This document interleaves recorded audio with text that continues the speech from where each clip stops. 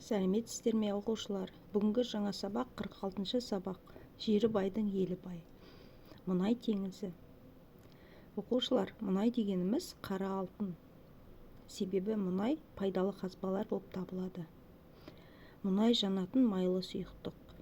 Бұл мұнайдан бензин, керосин, парафин, көптеген иіссулар, дәрі-дәрмектер, пластмасса, машина дөңгелектері, тағы басқа көптеген заттар алынады.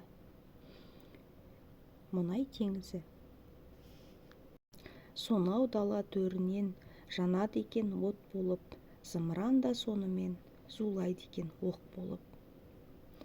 Мұнай үлкен, алқапты, кең жазық далада жердің астынан алынады. Өзінің арнайы құрылғысымен алынады. Зымыран да мұнайдың көмегімен зулап ұшады екен. Онсыз бәрі тұрады, мотор істен шығады. Ойыншық та сендерге жасалады мұнайдан. Мұнай болмаса, барлық моторлар іске аспайды екен. Мұнай болмаса, барлығы жүрмей тұра береді. Тіптен ойыншықтар да мұнайдан жасалады екен. Балалар, сіз бұны білдіңіздер ме? Егін өсер жерлерде сол арқылы тыңайған.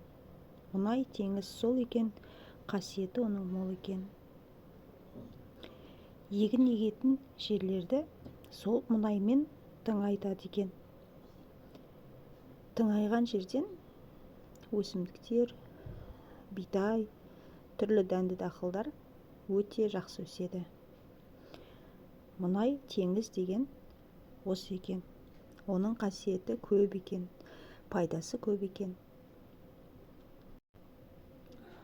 Оқушылар, сіздерге сабақ ұнады ма? Олай болса, Суретті әдебиет каналына тіркеліп, достарымызды шақырайық.